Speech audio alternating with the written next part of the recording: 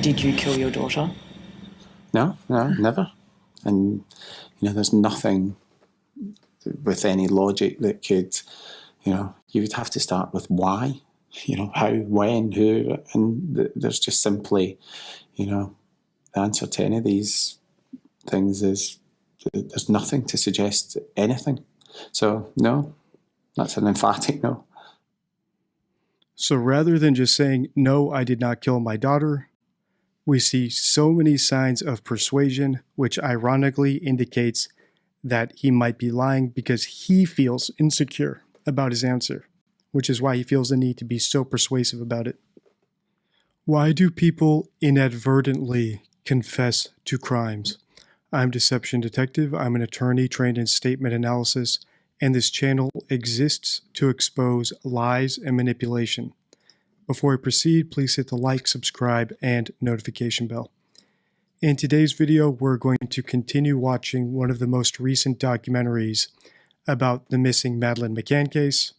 We've already watched the first 20 minutes of this and made 2 videos analyzing the embedded confessions that the parents made in this documentary.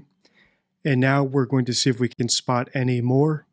And then we're going to examine why people accidentally confess to things, even when it's against their own interest.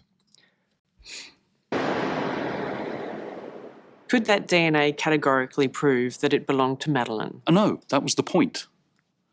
It was the point. It could have come from Sean or Amelie. It was amateur hour. Are they going to hold their own daughter's body for 2 weeks and then put her in the boot of a vehicle in front of the world's media? It's just laughable.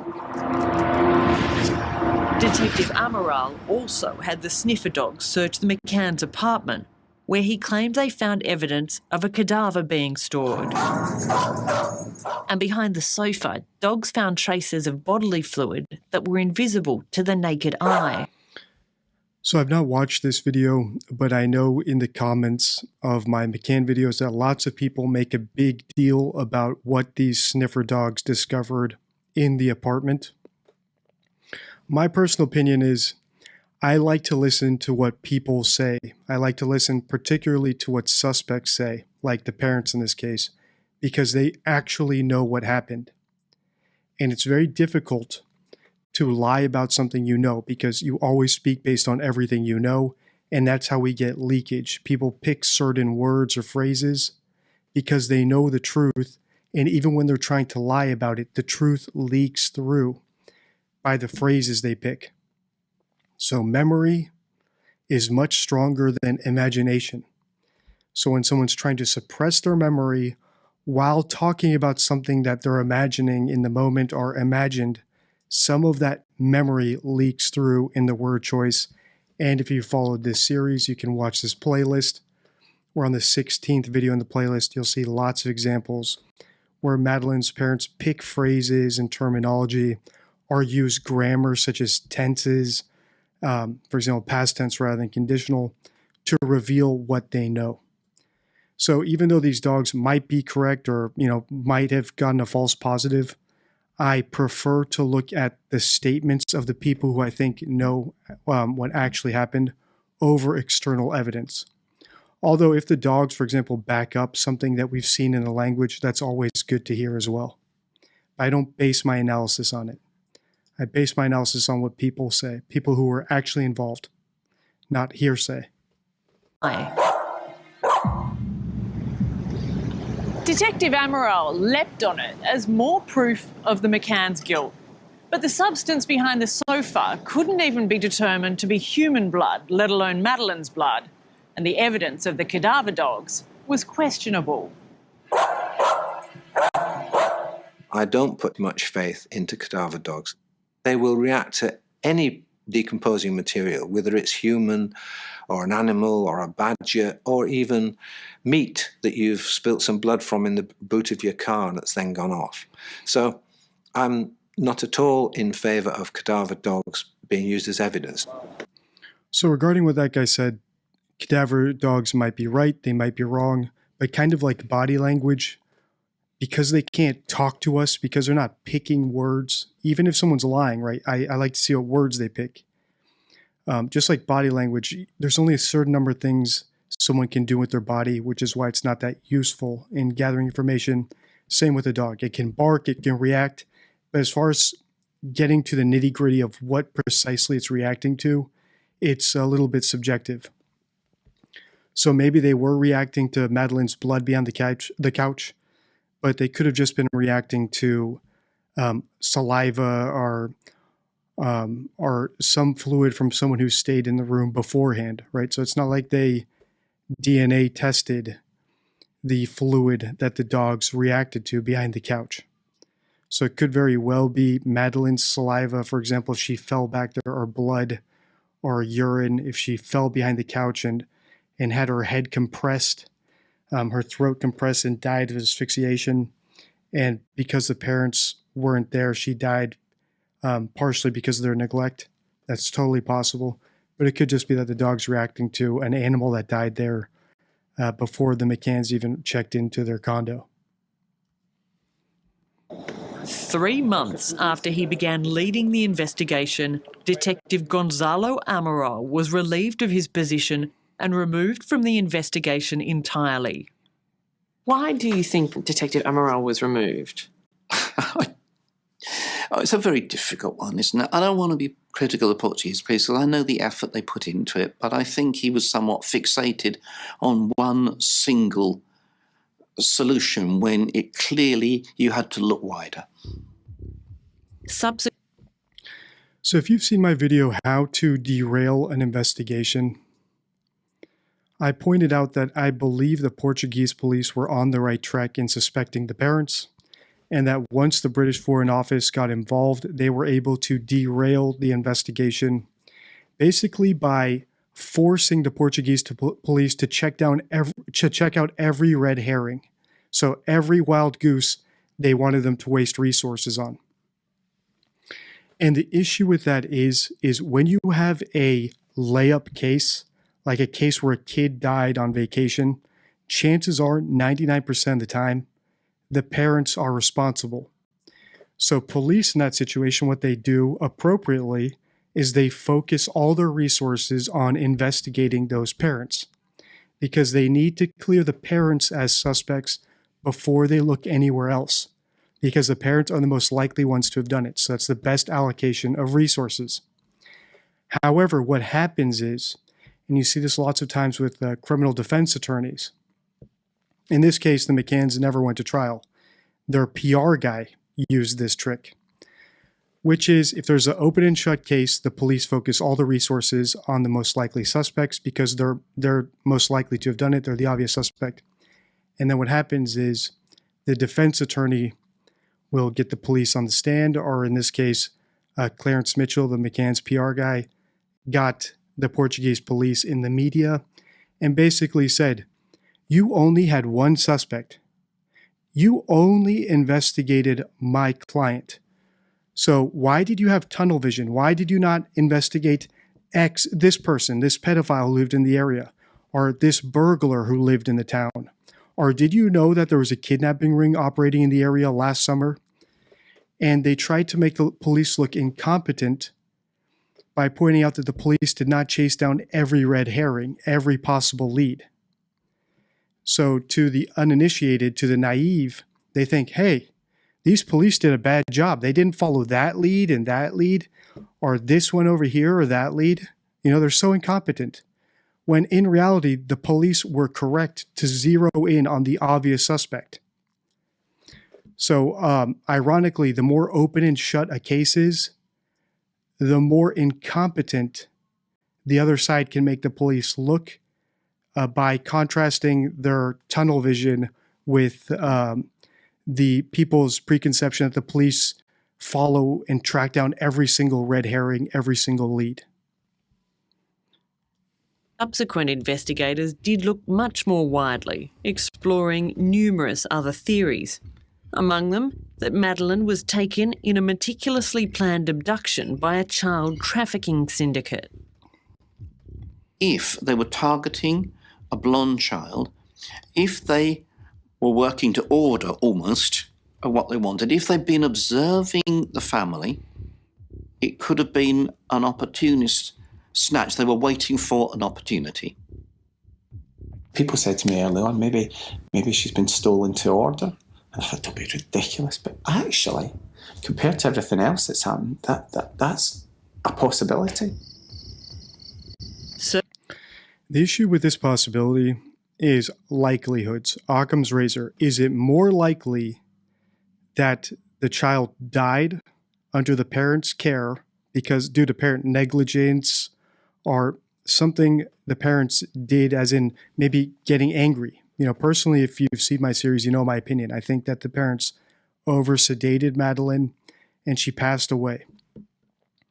So is it more likely that the parents did something, or that a part of a kidnapping syndicate picked a tourist, daughter of two doctors who were obviously going to raise a fuss, broke into their apartment, only took the daughter and left the twins, so only took one of the children, even when they could have taken three.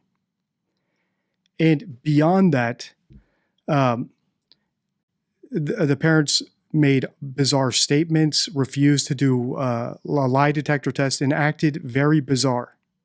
So is it more likely that the parents killed their kid and covered it up, and that's why we see them acting weird and making these statements? Or more likely that a kidnapper broke in, only took Madeline, left the twins, and the parents for some reason are just weird people who refuse to take lie detector tests and make embedded confessions in their statements? Personally, I think the Portuguese police had it right from day one. The parents were the most likely suspects. They acted like they were withholding information, most likely because they were. And the kidnapping story was a hoax. certainly, one of the McCann's friends had seen a man carrying a child near the apartment block 45 minutes before Madeline was reported missing. It led to this artist impression, but recently police identified the man as a tourist who was carrying his own daughter home from the resort's creche.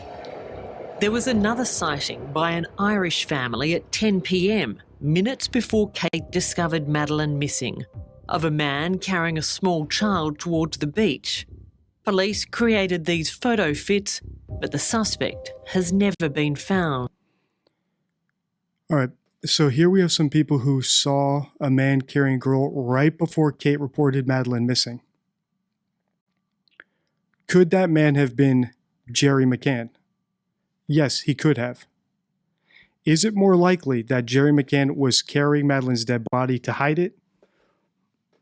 Or that a criminal who looks, if you're watching the video, a lot like Jerry, just happened to be walking casually in the area, carrying Madeline out in the open minutes before Kate raised the alarm that Madeline was missing? Personally, I think if this Irish tourist actually saw someone, and we can do a video about how unreliable eyewitnesses are.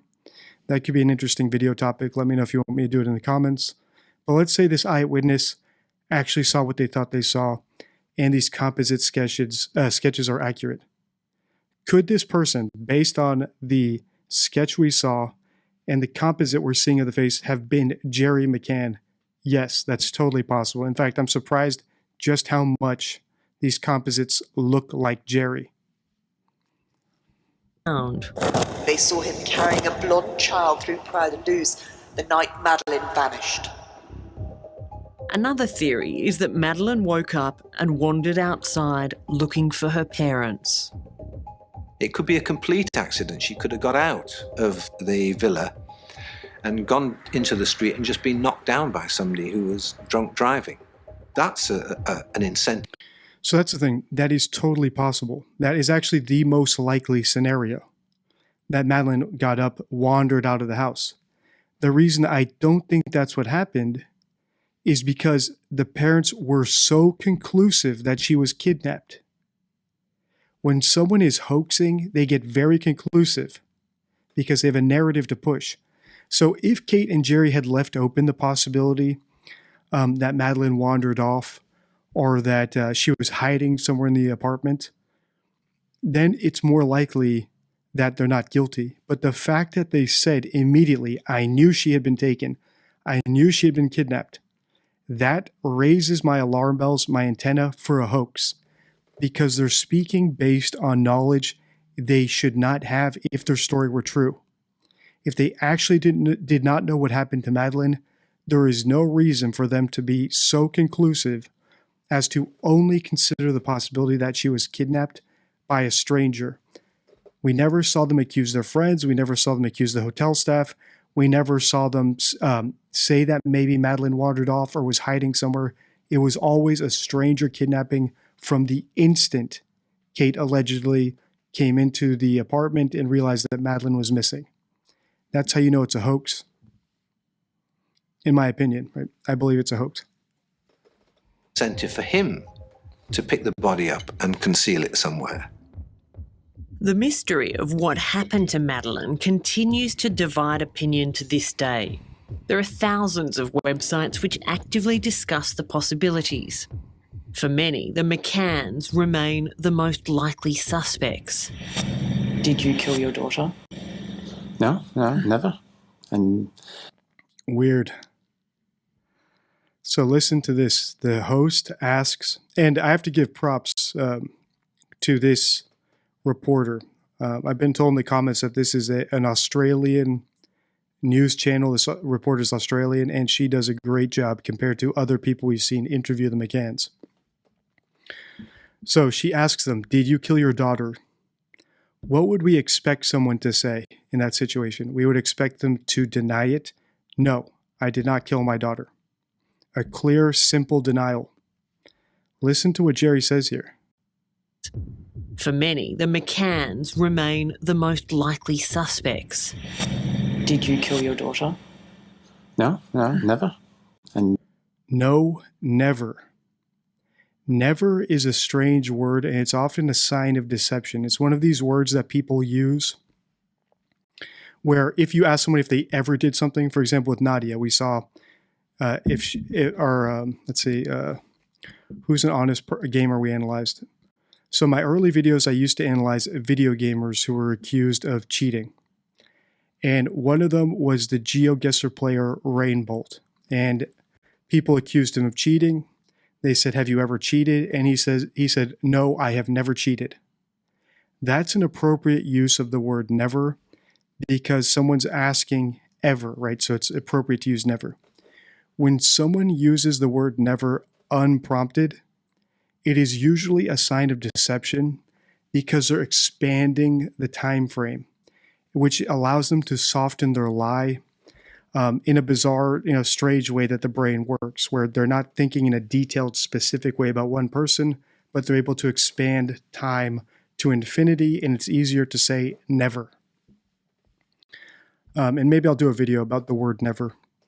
But the fact that Jerry cannot say, no, I did not kill my daughter, the fact that he felt the need to say the word never is strange. Does it mean he's lying? Does it mean he killed her? No, of course not. We need multiple signs of deception to conclude that. However, if you followed my series from the first video, you can watch the playlist here. Just start at the oldest video and work your way to the newest. You'll see how we've come to the conclusion that the parents probably were responsible for Madeleine's death due to negligence, so in other words, manslaughter, and that they covered up the crime rather than face potential consequences of losing their other children, losing their medical licenses, being embarrassed in the press, being embarrassed professionally when they go back home or with their friends. People lie for a bunch of reasons. So the fact that he says never is interesting here. And, there's nothing with any logic that could, you would have to start with why, how, when, who, and there's just simply, the answer to any of these things is there's nothing to suggest anything. So, no. Wow. That is one of the worst answers I've ever seen, actually.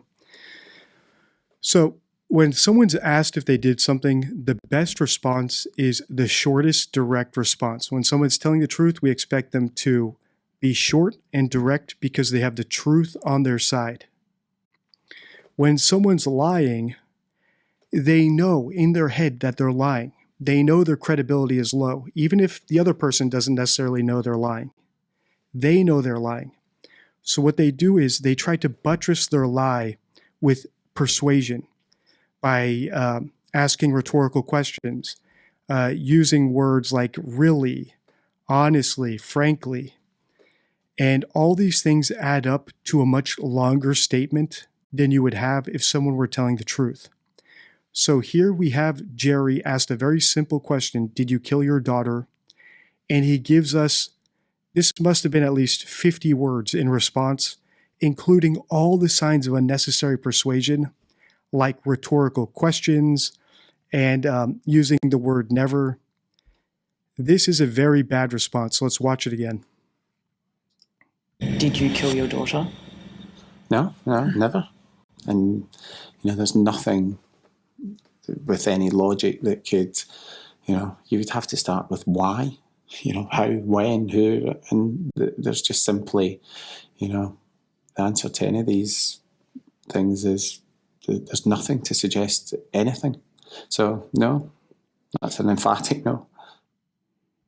So rather than just saying, no, I did not kill my daughter, we see so many signs of persuasion, which ironically indicates that he might be lying because he feels insecure about his answer, which is why he feels the need to be so persuasive about it.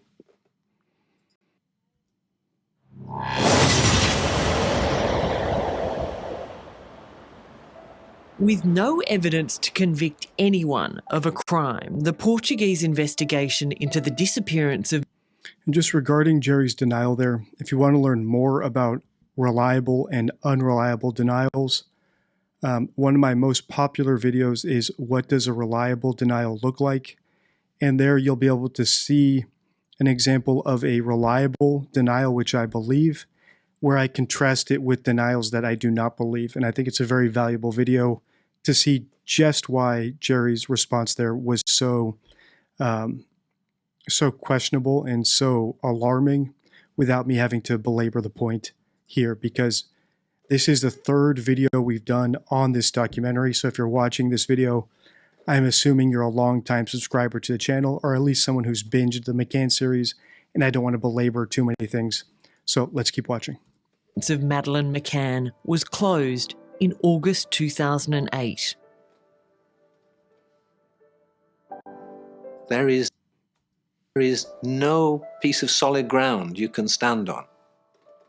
Nothing you can use to say which of the competing theories are going to be the correct one. But in 2013, British detectives were given permission to open their own case. All the evidence the Portuguese gathered had been handed over to Scotland Yard. The results were astonishing. On the evidence, we believe that there is a possibility that Madeleine is alive. Ooh, boy. I think Scotland Yard, here's the big question. The big question underlying this entire series, and I've seen many theories as to why this is why did the British government jump so strongly behind the McCanns, even when to me, it's very obvious they are guilty, and they're not particularly sophisticated liars either, which is why this series is probably so popular, because we're able to catch so many signs of deception. So the big question, and I tried to address it in How to Derail an Investigation, I tried to address it in my video, How to Spot a Cover-Up, is why did the British government do this? And I still do not have a satisfactory answer for it. I think that it has to do with wanting to virtue signal. It basically has to do with political correctness. Politicians who jump behind a cause would rather take the position that is safest if they are wrong. So it's safer to be on the side of sympathetic parents whose children is missing and be proven wrong, for example, to find out they did it. That is safer than to be against those parents and learn that they didn't do it. And I think part of that virtue signaling leads to bad decision making. And we saw some of this virtue signaling from the police force, so from people even lower down in the Nicola Bully case, if you saw my videos about Nicola Bully. So when getting the truth is not the top priority, when looking like a nice person is, or protecting your career is the top priority, or proving that your department is better than another department, proving that your police are smarter than the Portuguese police, when other things are more important than the truth, that's when you get botched cases. And of all the community polls we've done on the channel, the ones that tend to rise to the top, like Amanda Knox, Summer Wells, John Benet Ramsey, Madeleine McCann, Nicola Bully, it all has to do with botched cases, with police not doing their job the way they should have done it. All of these to me look like layup cases, except for John Benet Ramsey and Summer Wells. Those are a little bit more complex, down to the details of what happened. But as far as Madeleine goes, this looks like a layup case to me, and the fact that it was bungled, is a ongoing theme why exactly it was bungled throughout the series. What had happened to Madeleine might not have been an isolated incident. Between 2004 and 2010, within a 60-kilometre radius of where Madeleine disappeared, there were 12 crimes where an intruder broke into the properties of UK families. On 6 of those... Hang on. This is going to be an important lesson here. How does the media lie and exaggerate with statistics? So let's listen to exactly what she's telling us. To Madeleine might not have been an isolated incident. Between 2004 and 2010. All right, so over the course of 6 years, 2004, 2010. Within a 60-kilometre radius of where... Within a 60-kilometre radius, so not just in Praia de Luz where the hotel was. So we're talking about 6 years, over 60 kilometers, which includes 3 different cities in Portugal. Madeleine disappeared. There were 12 crimes where an intruder broke into the properties. There were 12 crimes where an intruder broke into the properties of a British citizen on vacation. So that means that there were roughly 2 instances of someone breaking into the apartment, into the vacation home or hotel room of a British citizen per year, right? So over the course of 6 years, we have 12, about roughly 2 per year. Of UK families. On 6 of those occasions, he either got into bed with or sexually assaulted a young female child. Sorry. All right. And none of those involved a kidnapping. So a naive person might hear this and say, wow, 12 instances of a man who broke in, who has a proclivity for British girls. Not really. Not really.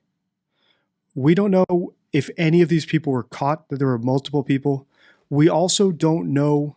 Notice how there's no comparison given. What is this? How many people's houses are broken into on average per year? So this is something I see all the time in the media, and which is why the famous quote goes, there are lies, damn lies, and statistics. Because people can paint a very misleading picture by telling you numbers without any other context. So right there, does that mean to me that there's a ring in the area? No, not at all, because I have 0 context to go on. But naive people who are unfamiliar with spotting deception or how deception works on an industrial level, for example, in the media or in the government, might hear that and say, okay, obviously there was a ring in the area. They were breaking into houses in Praia de Luz. Why was it expanded to a 60 kilometer radius? Why did they not just talk about statistics in Praia de Luz? And why did they not just talk to us about kidnapped children? Probably because there was not a single kidnapped child in Praia da Luz over that entire period. That would be a useful statistic. If a British girl got kidnapped every summer for 6 years, then maybe I might think there's a ring. But these vague statistics that have nothing to do with the actual situation at hand and nothing for us to compare it to, looks like people struggling, tying themselves into knots to make it look like there's a kidnapping ring, when the truth is probably staring us all in the face. In my opinion, it's staring us in the face.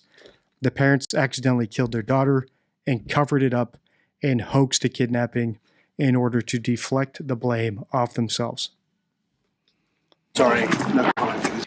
And let me know in the comments if you want me to do a series on spotting deception in the media. We sort of touched on that in my video, How to Solve a Cold Case, and how to spot a cover-up if you want to learn more about how the media lies, specifically how they lie about Christian Bruckner, trying to paint him as the guy who kidnapped Madeleine when there's nothing. Detective Inspector Andy Redwood was in charge of the investigation. Well, what we can see here is clearly a man who has got a very, very unhealthy interest in young white female children who he's attacking whilst they're in their beds on their holidays. Yes, maybe. Maybe you do have a guy who's attracted to young children hopping into their beds. You don't have a kidnapper. In the period before Madeleine vanished, there were several sightings of suspicious men loitering in the area. A neighbour reported bogus charity collectors door-knocking villas. A schoolgirl saw a fair-hair man casing the McCann's apartment from multiple directions. A British holidaymaker also reported seeing a suspicious man lurking outside their apartment. 2 men were seen on the balcony of an empty unit 2 doors up from the McCann's. And 4 hours before Madeleine vanished, an unidentified man was seen loitering in the stairwell of the McCann's apartment block. There had been a number of crimes in the Algarve. So you can see all this circumstantial evidence that they're tying themselves in knots to try to mislead people.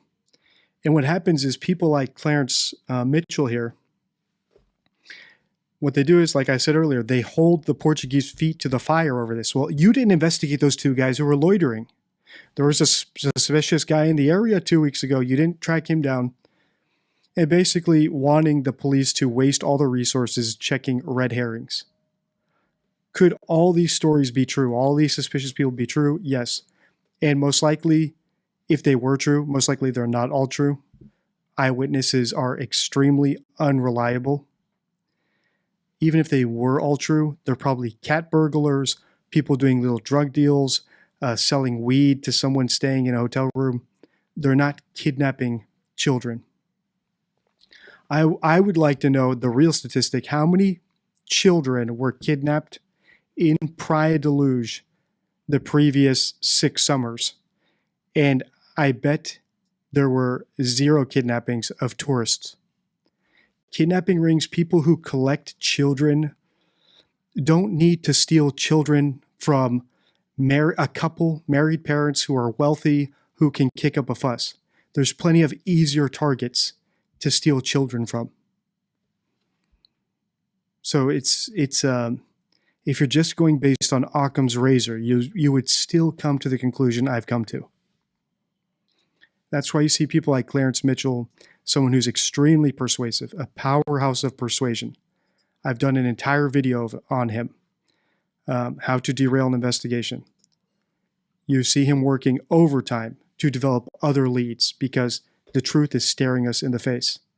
It's why the McCanns constantly have to do interviews, write a book, push their agenda, because as soon as people wipe their eyes, wipe the sleep out of their eyes and realize that narrative is weak as hell, the finger will point right back at them. So they constantly have to be pushing their narrative. And they constantly have to be shaming people who don't fall for their narrative. I see many comments on my videos, Dee, how shameful of you to profit off their grief. Don't you feel bad for accusing them? What if you're wrong? I don't feel shame. I just don't feel it. I feel zero shame because there's only one victim in this case, Madeline. And I think the parents did it. So when I accuse them, I have zero shame about it, zero fear. If I make money off these videos, that's the only reason I make them, to teach people to spot lies and because I get rewarded by YouTube for making them. And anyone who virtue signals otherwise is lying to you. Whereby there had been attempted break-ins where children had been asleep and intruders had been disturbed in some cases and they fled from the child's bedroom. In the months before Madeline disappeared, there was a 4-fold increase in the number of robberies in the area. And just weeks before Madeline arrived, there were 2 unsolved burglaries in the very block where the McCanns would stay. Well, I think the Portuguese police and the Portuguese Tourist Board would have been quite keen not to feature the number of burglaries that were going on in Pria da Luz and other towns on the Algarve.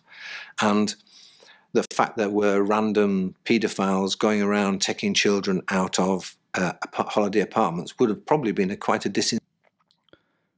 Now, listen to what this guy said, that there were pedos taking children out of holiday apartments. That's not the statistic we heard. We heard that they were climbing into bed with the children. So already we have the little game of telephone happening, where he's talking about a statistic that isn't true.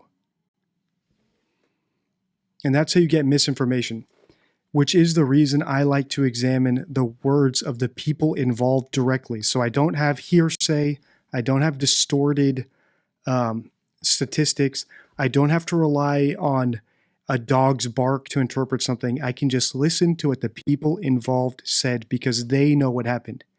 If the parents were innocent, they could clearly say it and it would satisfy me. You've actually seen me listen to parents whose children were actually kidnapped in my video, What Do Innocent Parents Look Like? They were able to say directly that they did not do anything to their children, and it was clear they were not hoaxing because they left open all possibilities. The McCanns do not speak that way. They clearly know more than what they are saying. So you have guys like this guy who misstate statistics that are already misleading and out of context. And that is how you get misinformation. It is also why I try to learn as little about a case as possible, just enough to get by, just enough to realize if there might be a leakage or the time frames or the characters involved. Because the more you learn about it, the more you're overwhelmed with potentially misleading information, statistics, hearsay, agendas, the less likely you are to get to the truth. So if you followed this series from the beginning, we've only listened to what the McCanns themselves have said, except for some rare circumstances after we developed our theory, where we listened to broader interviews and context about the case, once we were firm in our opinion. Disincentive to families turning up for their holidays. So they wouldn't want to feature that. I think that's possibly an explanation why the Met recently were able to find more examples of indecent assaults on children than we've been told about. An assault on a child is not the same as kidnapping. Previously. And this week, explosive claims from Madeline's nanny at the Ocean Club's crèche. She says the resort was considered so unsafe, nannies were given rape alarms and told not to go outside alone. Scotland Yard has recently been given a fine. Someone sexually assaulting a grown woman, while terrible, is not the same as kidnapping a child.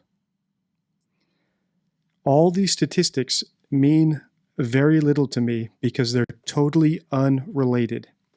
And this is something that liars do, just generally to bring it all back to statement analysis. Liars deflect. So if you ask them, for example, did you eat the last piece of cake in the fridge?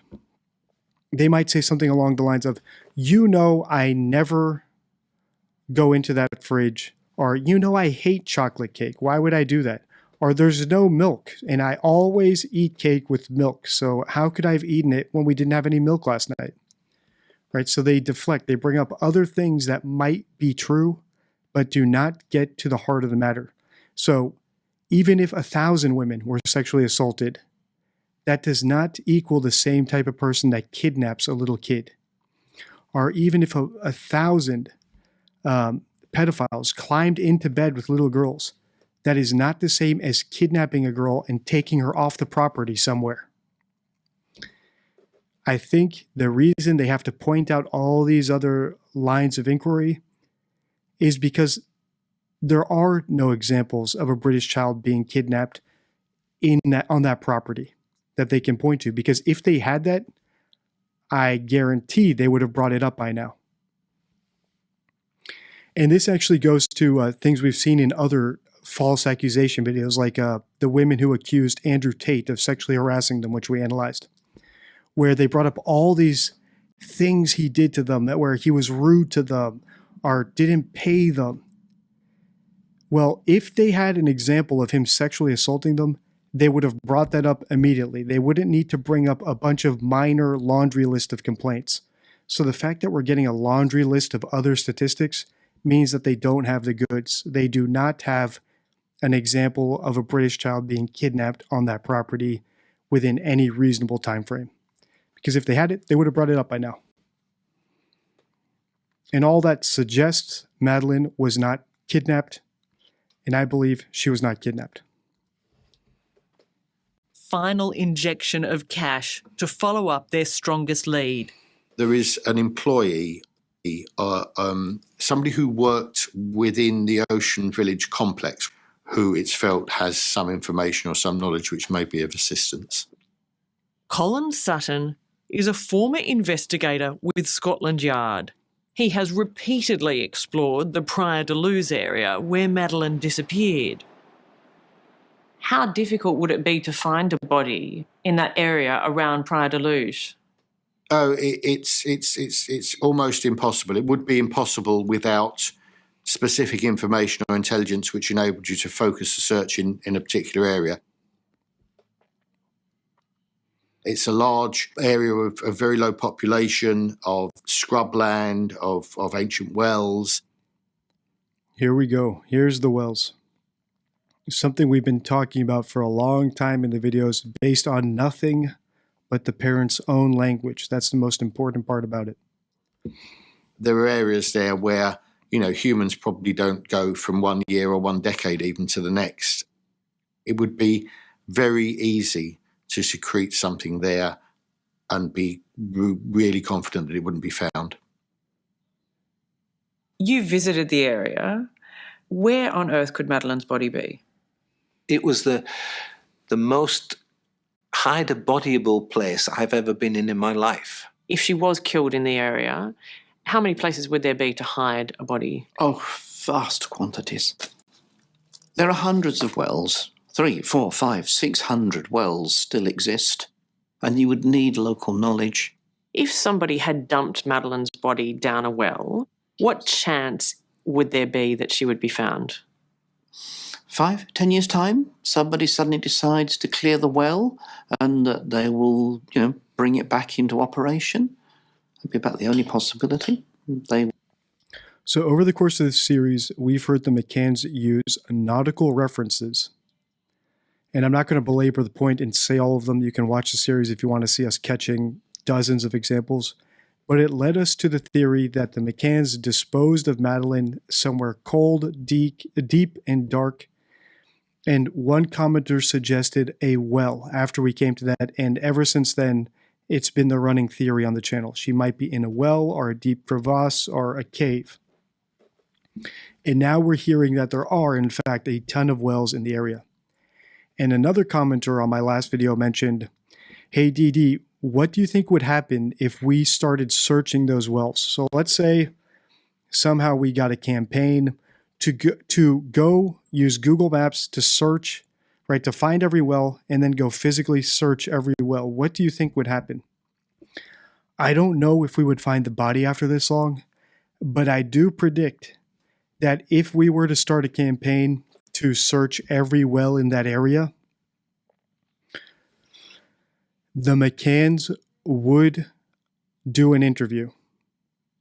I bet if they thought there was a real possibility that every well within miles, within a one-day drive of that area would be searched looking for traces of Madeleine, looking for bones or clothing or hair, anything that might exist, right? I'm not a forensic scientist.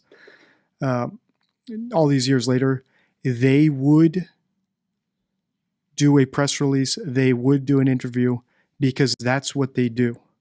Whenever they're on the ropes, whenever someone pops up and scares them that they might get too close to the truth, they go do a press tour because they know they have to push their narrative. So that is like clockwork, in my opinion. So let me know if you think it'd be cool to try to organize something like that. I'm not saying that's not even the point of my channel or that I would do it, but it would be interesting to create a campaign suggesting we would search every well just to see how the McCanns would respond. Because if they did not know what happened to Madeleine, you would expect them to endorse that campaign, right? You would expect them to say, hey, Dee Dee, you're organizing this trip to go search other wells. At the very least, we want to know if our daughter is there because maybe this person who kidnapped her saw she was in the news and dumped her in a well. So Dee Dee, here's all this money. We want to support the campaign. We want to fly out your members and subscribers to do the search. I don't think that's what would happen. I think they would do a release trying to discredit me and trying to shut down the search. Maybe saying, they're going to be going on all this private property. He is a conspiracy theorist, basically doing whatever they could, right? It is a grift to project what they do and to shut it down. But it'd be very interesting to see if they pop up, as I predict, like clockwork, whenever someone is pushing against their narrative. They would clean it out and bones would be found. However, Detective Amaral has an extraordinary conspiracy theory on why Madeleine's body is yet to be found. So far I've liked this documentary. They said some good things, but now they're saying that Amaral's theory is a conspiracy theory, which already primes you to think that it's outlandish and false. And that's the importance of words. They can prime you. So when she says Amaral has a conspiracy theory, it's already priming the listener to not take it seriously. We have to block that out. We just have to listen to what the actual first, the source of the information says. Let's listen to what Amaral says. I don't need the reporter to add her editorializing to it. And that's something you should take with you whenever you're reading an article, a headline, listening to a news report. The closer you can get to the source material, the actual person, that's what you need to do. Because then you're having less spin, less editorializing, and less agenda. And that includes me too, right? That's why I play the things I'm commenting on for you. I don't sit here like a radio show and tell you my opinions. We're listening to the source and then I'm giving you my opinion. You can make your own opinion. We're both listening to the same thing. So you think MI5, the British Secret Service, helped conceal Madeleine McCann's body? Eu não diria tanto. I'm not saying that much, but I'm saying for sure they had their involvement in the situation. Do you seriously think that the British government would allow its agents to cover up a major crime? Well, I'm not British, so I can't answer that. But despite Gonzalo Amaral's preposterous theories, a Portuguese court has upheld his right to express them. So I don't know about this theory. I do agree it is strange, like I said earlier, how protected the McCanns seem by the British government, but there's easier explanations than a conspiracy that goes up to MI5. For example, even if MI5 were involved, there would still need to be a motivation. So I see lots of comments saying, Jerry was a Freemason, so they covered for him. Or now we're hearing, right, or I've also seen comments, Jerry knew Gordon Brown, who was prime minister, so he was covering for him. Even if a powerful person was involved, you still need the motivation, right? It's not like Gordon Brown goes out and helps every single person who has his phone number, who knows him from university, right? Who knows him from uni. Okay, you killed someone, all right? We knew each other in uni, so I'm going to protect you.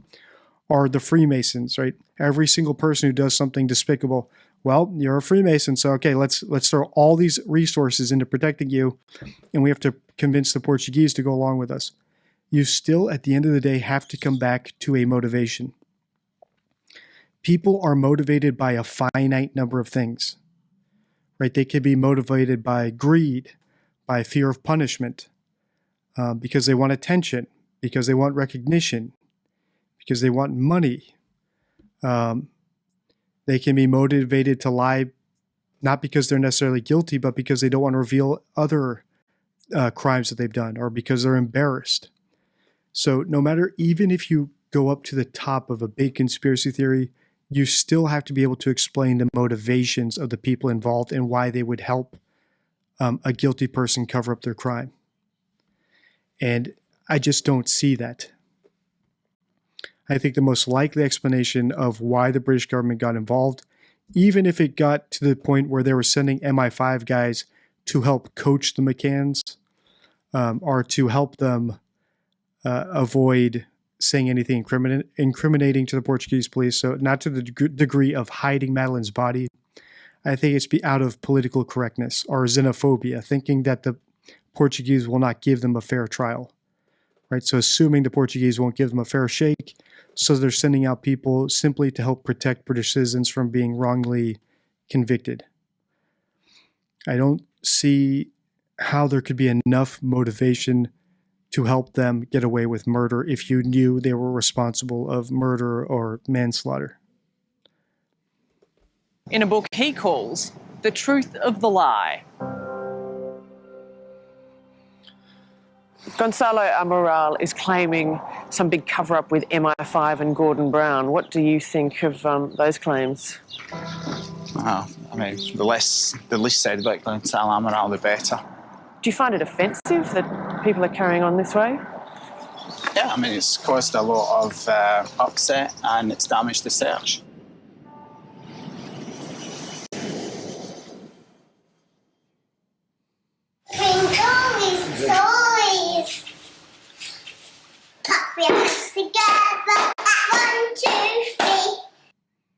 Madeleine Beth McCann would be 14 on May the 12th. Artists have shown how she may have changed in the decade since she disappeared. Reported sightings continue. So far, there have been 8,685 across 101 countries.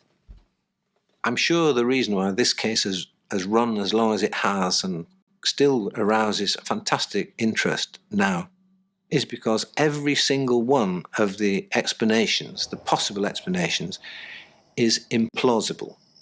Yet we know one of them must be correct. In your opinion, will this crime ever be solved? It might be solved if Madeleine's body is found and there's evidence either on the body or in the location where the body's found that would point to somebody. And if you've seen my video, How to Solve a Cold Case, you know my theory of another way that this could be solved, right? A long shot, but it is another way it could be solved. So there are always ways a case can be solved. It only can't be solved when everybody gives up. And the point of my channel is not to solve crimes.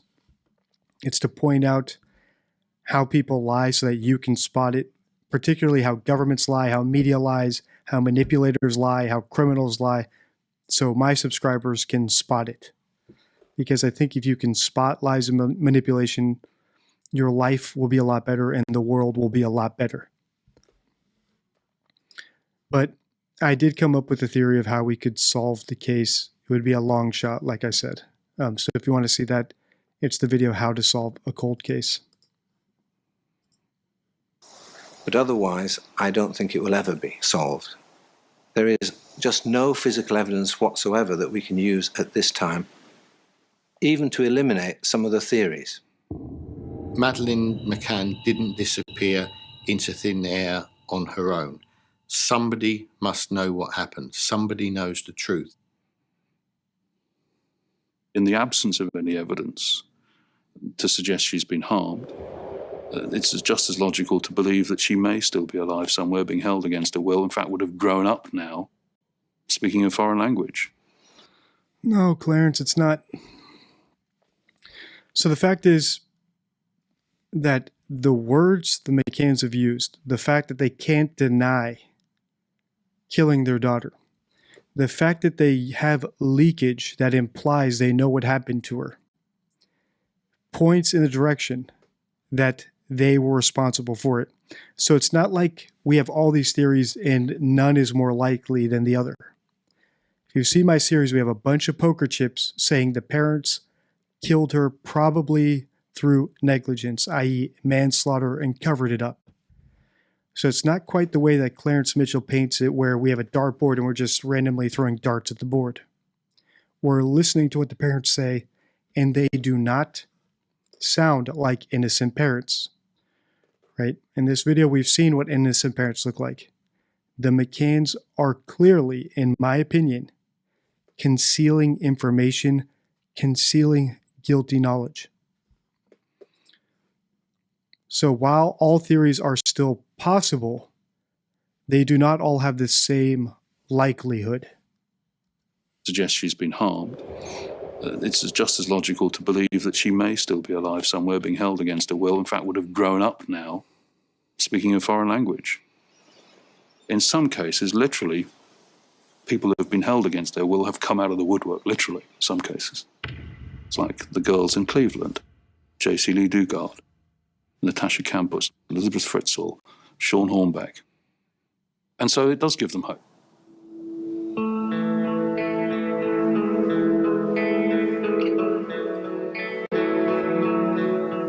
Here in their hometown of Rothley, the McCanns have tried to keep up some sense of normal life. Jerry's continued to work as a cardiologist. Kate put off her career as a GP to look after her younger children. So notably, Kate stopped practicing medicine. She was an anesthetist. She stopped practicing medicine after Madeline disappeared, which is one reason I think that she's the one who administered the lethal dose of sedative to Madeline. After she did that and it killed Madeline, she could no longer trust herself to do it. And we also saw this in her language. So before I even knew she stopped practicing medicine, we saw her, when she was asked about her guilt or regret she had, speak in the personal, right? So I feel guilty about leaving them alone. Whereas whenever she and Jerry speak otherwise, they speak in the plural we. So she would say, we did this, we did that. But then whenever she was specifically asked about guilt for what happened to Madeline, she said I. She could not pawn that guilt off onto Jerry because she knew that she was responsible for whatever ended up leading to Madeline's demise, which I believe was sedative. So that thing we saw in the language is now corroborated by the fact that she stopped practicing medicine. And that's the way I like to investigate and get to the truth on my channel. I like to listen to what the people involved say without hearsay or statistics or other editorializing from the news. And then once we've established something based on their own words, then we look for corroborating evidence that might pop up when we expand the investigation. Same goes with the dogs. Right? If they corroborate something we saw in the language, that's great. But I do not work the other way around where, okay, the dog saw this. Okay, let's see if we can spot that in the language now, right? Because then you're getting too much bias. You're getting too much confirmation bias. You're seeing something that's vague and then trying to pinpoint it in the words. The twins, Sean and Amelie, now 12, have largely stayed out of the spotlight as their parents continue the fight to keep Madeline in all of our thoughts. People want to believe that something like this can't happen to them, and because the perpetrators have not been brought to justice. They can't be blamed. You can't say that, oh, that's it. You haven't got a face, you haven't got a name, you haven't got anyone to blame. But right, so notice how they say that the perpetrators, right, so they're conclusive that Madeleine was kidnapped when it is still possible she wandered off and, you know, fell down a hill and rolled into a ditch or a sewage drain. Any number of things could still have happened to her. But they're still conclusive that she was kidnapped. That's the sign of a hoax. And I think I just heard Kate say you can't blame anyone, which doesn't make sense if they think she was kidnapped. There would be someone to blame, which would be the kidnapper. So even there, they contradict their story. Do they know she was kidnapped or not? Right? So those contradictions and conclusiveness are all just red flags all over the place. People want to believe that something like this can't happen to them, and because the perpetrators have not been brought to justice, they can't be blamed. You can't say that, oh, that's it. You haven't got a face, you haven't got a name, you haven't got anyone to blame. But, you know, as you say, it's every parent's worst nightmare. I mean, it's touched everybody, I think. You will not rest until you find your daughter, until you wrap your arms around her. I don't believe any parent could, you know, and I don't believe we could ever reach a point where we just think, oh, well, we've done everything now. You know, whilst the situation remains as it is, you know, Madeleine's out there and she needs us to find her. You'll keep looking forever. We will. You'll keep looking forever. Right, so I wish it had been Kate who said that, but she agreed to it. So this is something that O.J. Simpson said when he was asked, will you keep searching for the person who killed your wife? And he said, I'll keep searching forever. I'll keep searching for the rest of my life. What did that indicate? It indicated that there was no killer. He was the killer. Because if you were actually searching for a killer, you might catch them tomorrow. How would you know you will search for the rest of your life? How would you know you will search forever? The only way to know that is to know that the person will never be found. It's another small clue in the language that they already know Madeleine is dead. We will continue searching forever. Why? Because it will take forever to find her, because she's not out there to be found. Instead of saying something like, I will search even if it takes my whole life, or I'll keep searching until I find her, or I'll search even if it takes forever. I'll search forever if I have to, not just I will search forever. That implies you know the search will take forever because there is no goal, there is nothing to be found.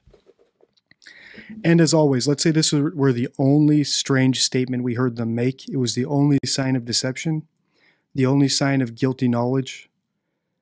We would let it slide. Right? We need multiple signs of deception before we conclude that someone's lying. But that by this point, we have hundreds of examples, which is why I'm so conclusive by this point in the investigation.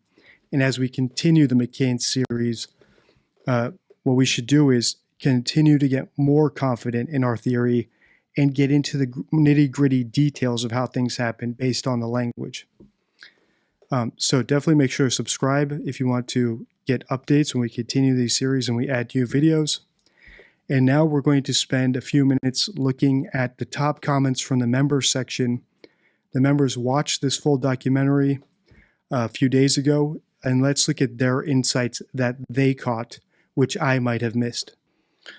All right, so we're in the members section of the channel, and the members got this full documentary 3 weeks ago when we started the series and have left their comments on it. So let's take a look at their comments.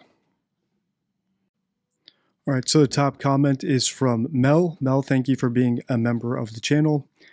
And Mel says, we obviously hid the body really well. Thank you for doing this video. And I want to thank Mel. She's actually the one who sent this documentary to me because she caught the embedded confessions in this video. So if you do have a video worth analyzing that you want me to check out like Mel did, please do send it to me on the contact form at deceptiondeck.com. So if you have a video you want me to look at, or you want to pick up some DD merch, like the mug I've been drinking out today, or the hat, you can go to deceptiondeck.com.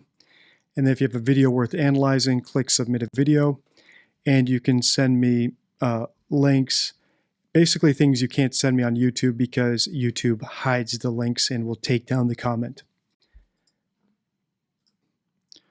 All right, the next comment is from Blue Waffle Warrior. Thank you for being a member. And Blue Waffle says, I'm about to have a listen now. Most standout part, honestly, is there's no one to blame. And I agree. That was a very strange statement because it contradicts their narrative, their conclusiveness about Madeleine being kidnapped. If they actually believe she was kidnapped, there would, of course, be someone to blame. And the fact that they say there is no one to blame basically means that they might not want to blame whoever was responsible. In other words, the person to blame might be themselves or each other, and they don't want to play the blame game. A better statement would have been, there's no one to punish, right? Like we don't have someone in custody who we can take to trial and punish for kidnapping her. All right, so next comment is from DC Primetime. Thank you for being a member, DC. And DC caught this, so she has lots of notes on this video. Lots of them are great notes. But this one is very good, and I actually missed it myself. So she says, she quotes Kate when Kate said, suddenly a lot of doors began to close. You know, the UK government and other authorities kind of withdrew, and there was obviously doubt among the sectors of the general public. So DC asks, why did Kate say there was obviously doubt about the parents? Which is very interesting. It might be leakage that Kate realizes that the doubt people had in their story was warranted, which is why it seemed so obvious to her. So that was a nice bit of leakage that DC caught, which I don't think I commented on. So if you missed the first two parts in the series, I suggest watching those videos, the first two parts of this documentary. But this comment from Sophia Breland, thank you for being a member, Sophia, sums up one of the embedded confessions that we caught, and she actually caught it herself. She posted this 3 weeks ago, before we actually did the video, I believe, pointing it out. So here's the confession you would have missed if you didn't see those videos, the embedded confession. So Jerry said, if she died when we were in the apartment, if he really was talking about a hypothetical scenario, wouldn't he have said had died, right? And this is how you can catch an embedded confession, by the tenses people use and by the pronouns they use, particularly possessive pronouns. If they accidentally take responsibility for guilt, that's another way. But tenses are another great way. So here, Jerry was supposedly talking about a hypothetical scenario, trying to say how ludicrous it was that Madeleine could have died in the apartment. But when he was talking about it, he put it in the past tense. If she died when we were in the apartment. The fact that he put it in the past tense suggests it's something that he knows actually happened. And that is an embedded confession. That's the definition. Does it mean, could this have been a slip up or a turn of phrase? Of course. Which is why we need multiple examples before we conclude that someone is lying. But this was a very strong one, and congrats to Sophia for catching it. All right, so next up we have longtime member Action X, otherwise known as the Gist of the Jest, with a bunch of great comments. I don't have time to go through all of them here, but I'm going to point out this one that is very popular I've seen in the comments, and he caught it as well. So early in the video, Kate said, we sound like the most biased parents right now, but Madeleine was just really compact and really nice, round, perfect head. And just says, now who the hell ever told someone that their baby was compact? Leakage maybe. I've seen lots of comments of people pointing out how strange this was that she said that. And they ask the same thing that Gist asked here. Why? What mother describes their kid as compact? I believe a mother who had to hide her child's body somewhere would consider it compact. one of the last things she might recall is placing Madeline's little body somewhere where it surprised her that it could fit. So when she recalls Madeline later, Madeline's compactness is at the top of her head because it's one of her last memories of Madeline. So I do believe that Kate's, of all the many things Kate could have said about Madeline, one of them was that she was compact, and I do believe that was leakage. And if we consider why that might be leakage, it might be because she had to hide the body somewhere and that compactness stood out to her, right? At a period of her life where her stress hormone was through the roof and she was hyper aware, she recalled, she's remembering being surprised at how compact Madeline was, how she could fit into a very small space. And this is another good catch from Gist where Gist says, please, so Kate said, please continue to pray for Madeline. She's lovely. That was one of the first things Kate said to the media instead of saying, look for Madeline, which is interesting. Her priority was for people to pray for Madeline rather than be on the lookout for her, which might be leakage that she knew Madeline was dead, and the most people could do for Madeline at that point was pray for her. All right, so next up is member Damian Lee. Thank you for being a member. Lots of great comments and catches here, but this one in particular stood out to me. Let me just find it here. Where Damon catches this comment from the parents, where they said they were paddling frantically below the surface. So Jerry said that. He was talking about how he felt not being able to find Madeline, paddling frantically below the surface. And this is indeed another example of marine-based leakage from the McCanns. So if you've followed this series for some time, you'll realize that while they use fairly benign expressions, right, like paddling below the surface, trying to keep my head above water. Right, we have lots of expressions in the English language that have to do with water and words that have to do with water. However, the McCanns routinely use marine-based expressions and words specifically when they're talking about their feelings about Madeline. And I believe that's a bit of leakage, that they're suppressing memories of putting her in the water when they talk about her. And because it's hard to suppress memories while talking about imagined things, because memories are much stronger than imagination, it comes out in the expressions they choose.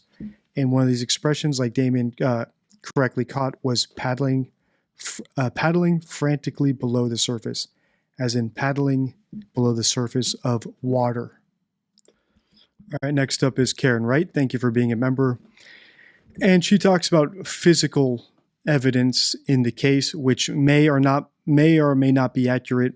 If there is an interview from the McCann's previous PR person, it looks like, I would be interested to see it based on what Karen is saying in this comment. Basically, that PR person may have known the truth and tried to get it out there.